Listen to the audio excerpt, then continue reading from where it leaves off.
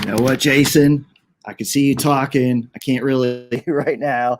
I tested this out 15 times today, and I still cannot hear anything. You know what? Because that's my I got problem. you now. Yeah, because that was my fault, not you your say fault. that again so people know?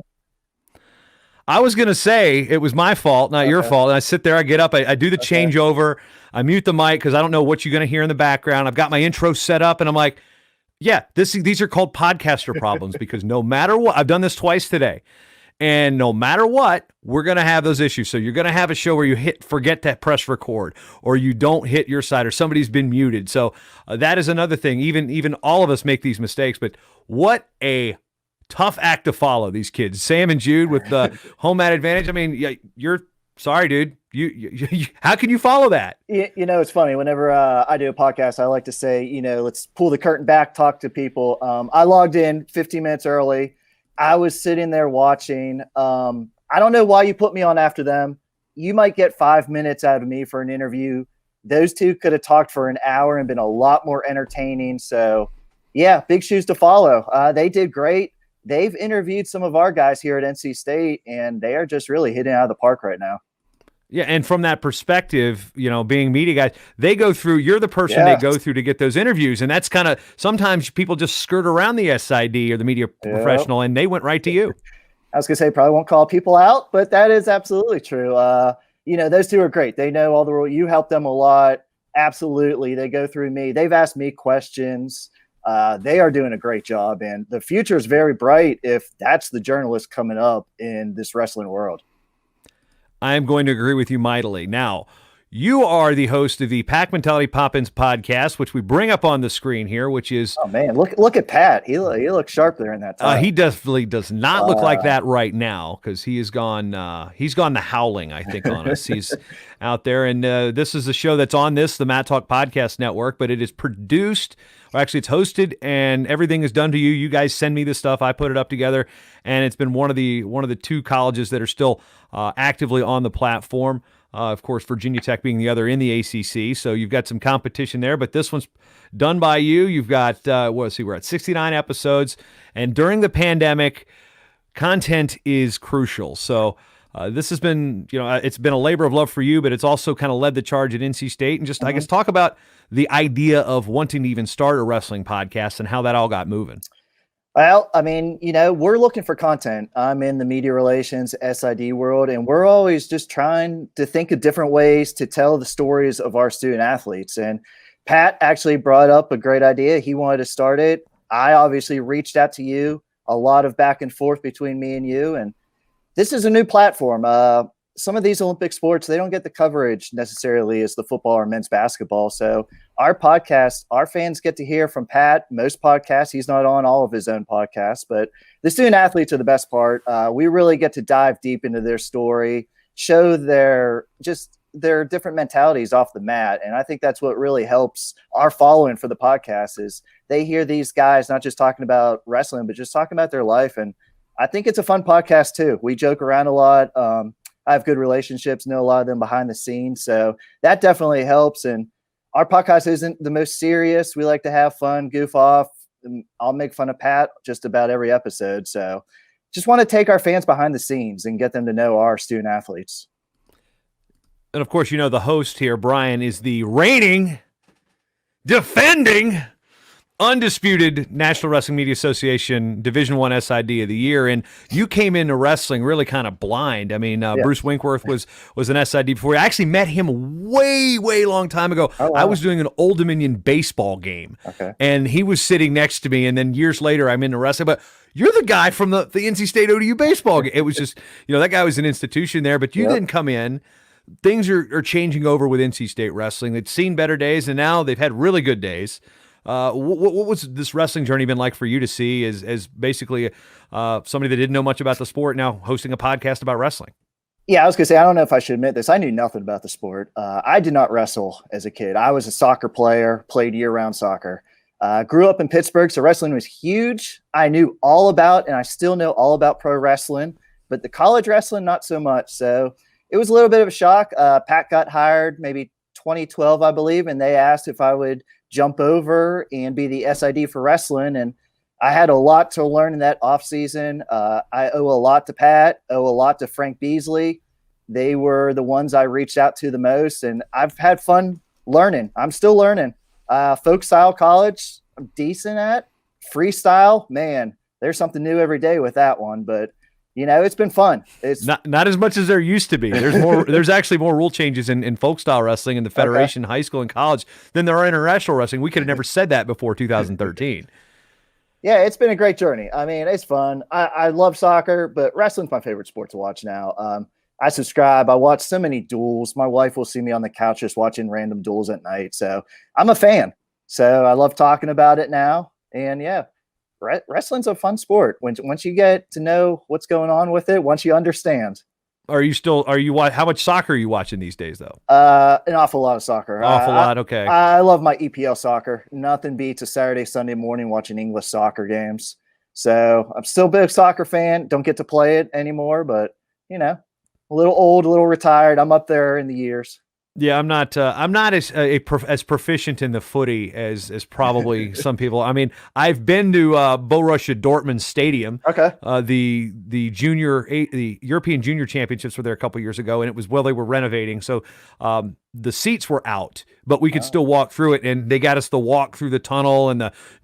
I think I might have ripped off the song of their intro somewhere off of YouTube. I haven't used it yet for anything, but it was just one of those things you get to walk out underneath, and then you're hearing well, now we're used to fake crowd noise. Yeah. Then it was it was like, what? So I mean, just I got some BVB stuff for the kids, and now they've grown out of it. So that's about basically the extent of the soccer. Other than my next door neighbor now plays women's soccer at Upper Iowa. So that's about it. But when we get back to wrestling, enough about my neighbors and my kids, because you follow me on Instagram for that stuff. But when the idea comes with the podcast, I'd pitched it to several schools that I was close to, and that first call was one call, and then months later go by.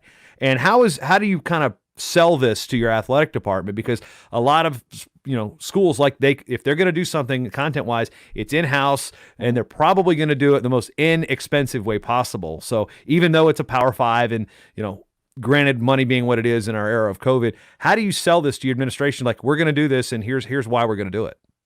From the school perspective, it was a process. Me and Pat talking about a podcast probably over a year before we actually did our first episode. And by the way, we're coming up on year number 3, October 9th, we launched. So 3 years ago, our little anniversary is coming up.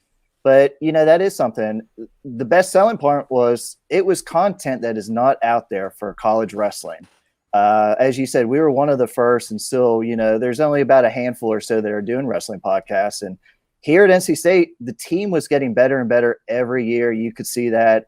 And this has been a great avenue to have our fans reach out to the team, have them listen to what's going on behind the scenes. And I think the success of the team has definitely helped pitch this idea, and our following has helped. I can't tell you how many times at a duel people come up to us, hey, you're that dude with the podcast, or I know that voice from somewhere.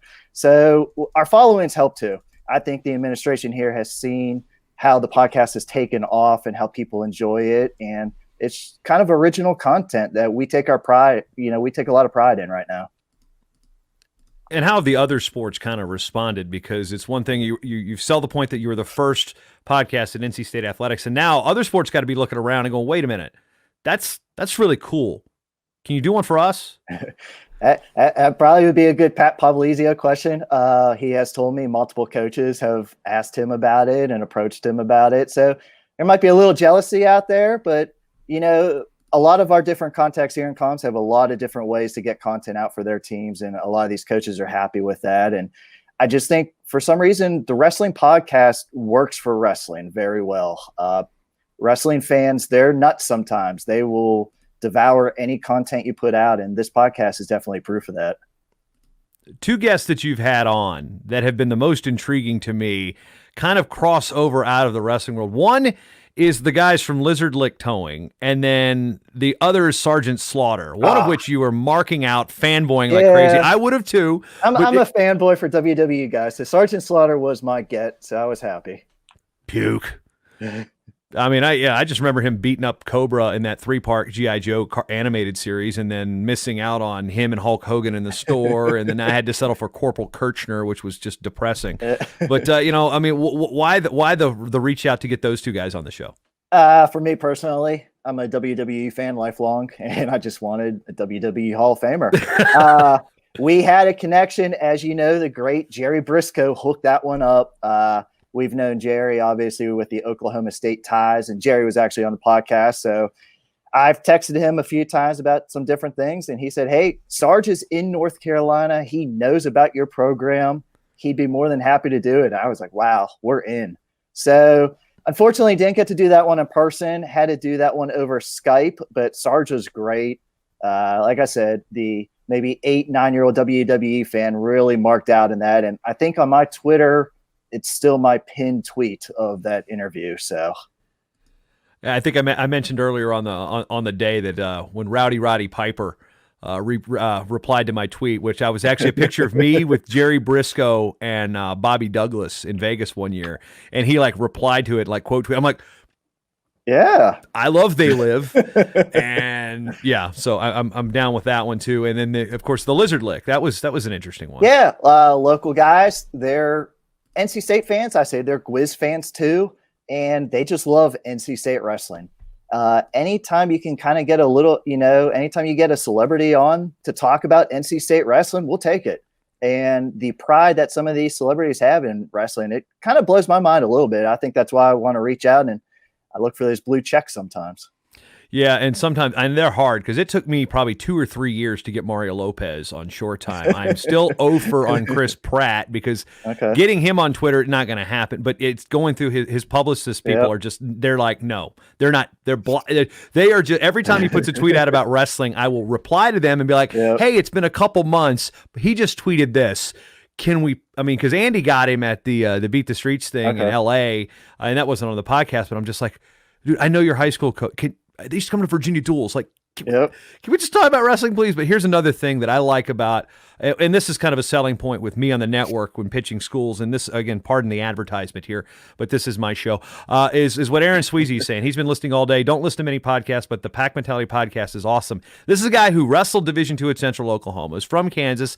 Currently lives in Nebraska and does Concordia NAI, audio and stuff. So there's the crossover appeal that if you're listening to the entire network, you will sometimes get a show and something that surprises you. And that's one thing I like about having all the shows on the network. But you're picking up fans that they're listening to podcasts. Oh, I'm going to listen to this. So that's one thing you guys have also picked up some extra fans on.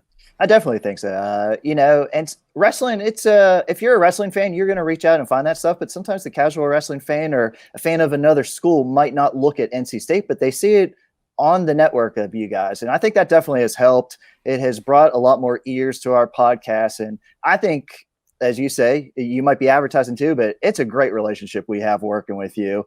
I love doing everything here, shipping it off to you, letting you do all the dirty work, and then I get it back, and then I can push it out as well. So I think what we're working on here between NC State and Matt Talk, it works great for us. A little shade as the Grind from App State. They're going to be a guest later asking if Pack Wrestling has any openings on the schedule this year. Scratch chin emoji. We were there last year, so they can. I don't know if they're going to bust over this year or not. I don't know. It depends on where the bubble is in Boone compared to Raleigh. Lot more stuff around Raleigh because you could probably bubble up in Boone pretty good. Yeah, although, I was going to say, me and my wife actually vacationed in Boone this summer, so it wasn't too bad. I liked it. Yeah, we'll talk to the Grind later on the App State show later in the afternoon. So let's see. Let's double check on there. They are coming up on. They are at the 5:30 Central Hour. So you're going to have to see what their response is to that. All right, chiming in. But when we look at the other shows that are coming through the network, I mean, do you sit there and listen to other podcasts and be like, okay, they did this, we need to do this now?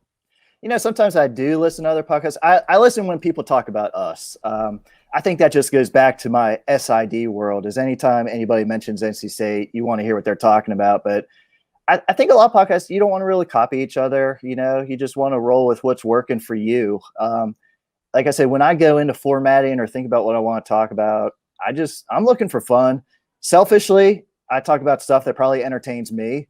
I have a very dry sense of humor, so if it makes me laugh, I think it will make everybody laugh. I'm not necessarily sure if that works. So that's the way I look at that. You talked about doing the interview with Sergeant Slaughter, Sarge. Robert Remus, I think is his name officially, right? Yes. Yep. Okay, so and you had to do it on Skype, and most of your stuff has been in-house. It's in the office. You've got the equipment, the microphones. You and Pat sit down. Of course, when the offices were closed, that was a lot tougher. You got the Skype. But how have you evolved with the technology and kind of branched out on how you can deliver the Pack Mentality Pop-Ins podcast without popping your plosive that much without your pop filter? Well,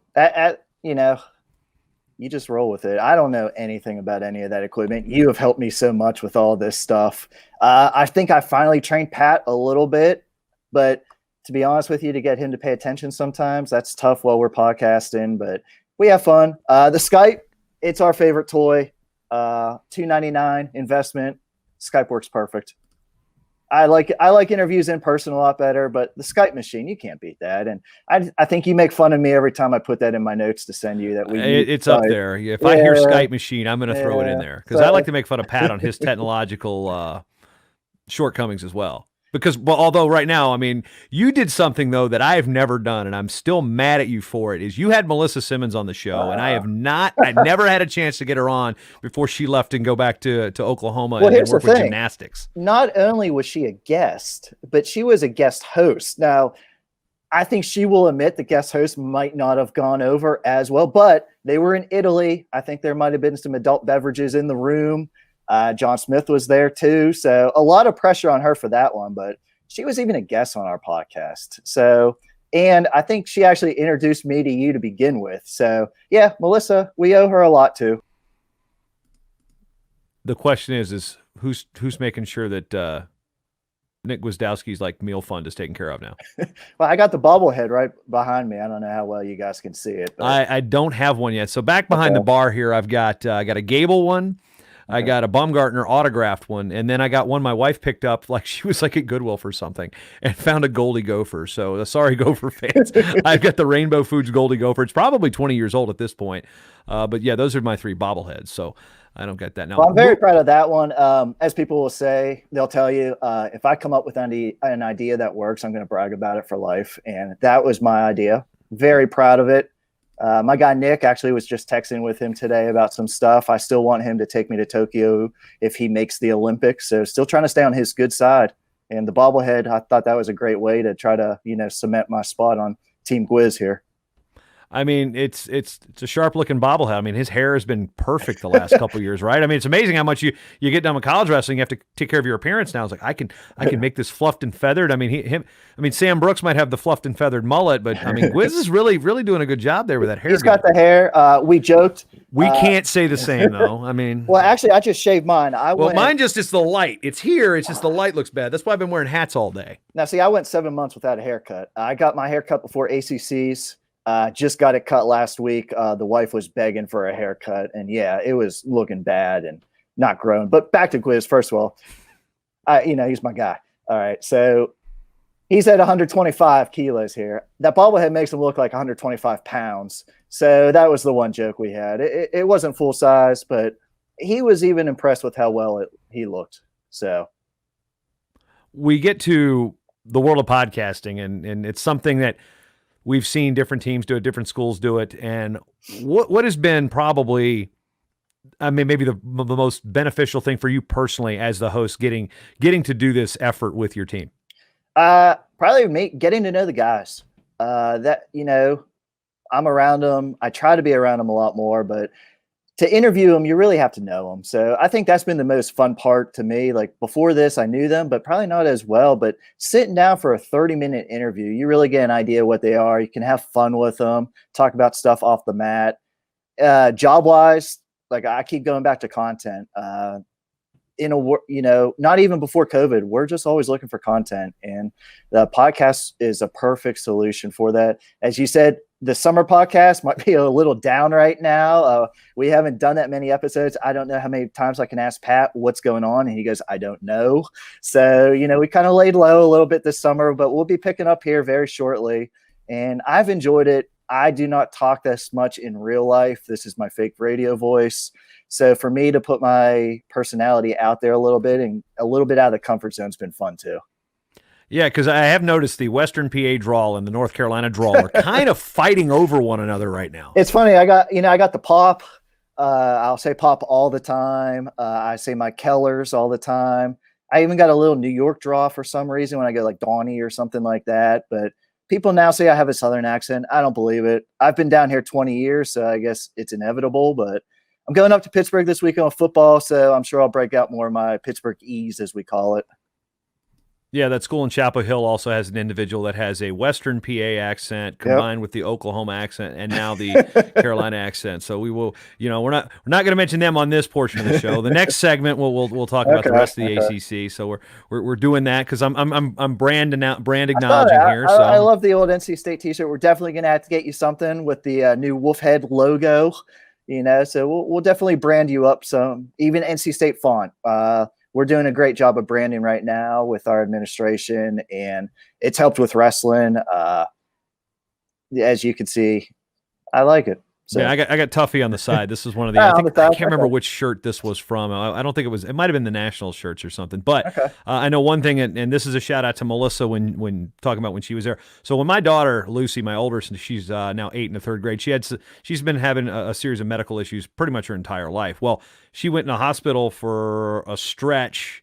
I want to say a couple years ago, and then when we get back, there's a gift bag from NC State Wrestling with a Tuffy stuffed animal, some stickers, and some shirts. So it's just kind of the attitude that's there with that program, and it's one of those things. It's not just clients. I mean, yeah, you get some draft glasses out of the deal, but at the same point, we didn't ask for that, and that was something that NC State Wrestling did for my daughter, and that's something I'm always going to remember. And even though Melissa's not there anymore, it was it kind of showed what the entire department thinks about the people they work with. So I'm grateful for that. As we get back to podcasting, what's next as we go into this season? We don't know what's going on. Like what's happening, Pat? I don't know. We don't know what's going on. So what do you got planned? We don't know what's going on for college, but luckily, I mean, we're very fortunate here at NC State. We had the RTC. We had the Wolfpack Wrestling Club. We have guys like Gwizdowski, Tommy Gant. They're going to Iowa here November 1st. We have senior nationals coming up. We got the Hidley brothers, Rick Reenan, Jacob Camacho. They're all going to senior nationals. We're actually going to get to talk about wrestling here in the next month. So I'm looking forward to that. I ask Pat all the time, when's your schedule coming out? Even in a normal season, he loves not to answer that question. So I have quit asking about our schedule. Our fans keep asking me. The opposing teams podcast hosts are asking you. I tell you, there's a lot of people out there that just want to know who are the Wolfpack Wrestling this year. The peanut vendors are standing up to them, and if I'm down there, that's a little Slapshot reference for anybody that gets that one. But and one thing that I always wait for, Kyle Klingman and Andy Hamilton do this on the mat, and it's more Kyle to Andy, and I guess this is more you to Pat, is just the subtle dig at the beginning of the show. Absolutely. It's just like, how do you build that rapport with the coach to be comfortable enough to be like, we're gonna make fun of each other and we're sending it out for the world to listen to? Well, I think that it's Pat's personality. I don't think he really cares that I make fun of him every time. It's personally great because I love getting my digs in there. Then I'll just keep going really fast. Like I won't even let him reply, and then he just has this little grin on his face when he knows I get him really good. But that's my personality. Like I said, I don't talk this much in real life. This is my fake voice, but I don't know if I could swear on here, so I won't. But I'm like a smart butt in real life. Feel like I'm quick-witted. Well, you're actually on university time, so I would probably recommend that not be the case. Actually, I'm here in the office. When did you guys open back up, though? Because you guys were shut out of the offices for a while. Yeah, we were shut out, and we actually moved offices. The comms office, we're actually up here in our football press box now. So luckily, I have my own luxury suite. So it's not bad. It is very nice accommodations up here. When we started football practice back up, that's kind of when I started coming back in the office again. So football is right across the street. Walk over to practice makes it easy. Wrestling is not far away. They were actually practicing right across the street as well. So it was perfect. Yeah, so it's got to. I mean, obviously, with what football is going through right now and what everybody's doing. I mean, how much from maybe an internal perspective can you bring on what it's like to be a staffer and knowing that only one sport really is getting anything this fall? It is crazy right now, and just even with the testing, it's not just the student athletes; it's the staff too. I think that's the one thing that I noticed the most. But we wear our masks everywhere. I've gotten better with that. I might not have been the best. And, you know, before, I think sometimes a lot, you feel like you had to be seen by these coaches, had to be seen at practice. But now I think everybody understands, just with this disease out there, do your job. If you want to go and be around, absolutely. But don't feel like you just have to show up. So I think we're working a lot. As you know, we're trying to produce content, and doing that without sports is extremely hard in the SID world. And speaking of the SID world, what's one tip you can give to maybe other media people out there that if you want to get those interviews and be in good graces with the SIDs and not show up on the Things That Annoy SIDs Facebook group, what should they do? I personally, and I think, you know, it's a good team rule. It's a good, because we want to protect our guys. I do appreciate it when media reaches out to me to go to our guys. We're in a world now, it's so easy to DM a guy, but I really do think it's beneficial to the student athletes to go through our office for interviews. I will say 99% of the interviews, they're on the up and up. We will absolutely do whatever you need, whenever you need it. But we just want to be able to protect our guys. And I just want to know when our guys are doing stuff so I can promote it too. I will give you a retweet. You interview our guys. It helps us. I love cross promotion. So if I can help you, then we got a good working relationship. Brian Reinhardt, the host of the Pack Mentality Pop-Ins podcast, popping your peas into your microphone. That'll treat you good mic technique. Brian, appreciate you guys in the Pack being on the Matt Talk Podcast Network. And throw it to you. Final thoughts as we move to our next guest. Well, I had to joke. It's the Pack Mentality Pop-Ins podcast with Pat Popolizio. So there are even more P's that you did not get to. But I want to appreciate you, Jason. Appreciate the time. I kept looking at the time. I was nervous. After 5 minutes, I didn't know what I was going to talk about. So your great interview skills got me to 30 minutes. Appreciate you putting this together. Always appreciate all your help. I can't tell you how many times I've texted you just with a random stupid question, and you're very nice giving me your time and helping us with our podcast. So we're going to continue to push them out, put them on the network, and have you helping us. Oh, I was wondering, are you going to throw that many P words at me at the end of it as you followed it up with Pack Mentality Pop-Ins podcast with host Pat Popolizio? Yeah. Anyway, well, we're going to stop there because I need your eyes. It was great. I need to rehydrate after all those popping P's and plosives. That's why you need a windscreen. But anyway, more on technique and such. Brian, thanks for coming on and appreciate what you do for the network. Thank you very much. Appreciate it. Good catching up with you.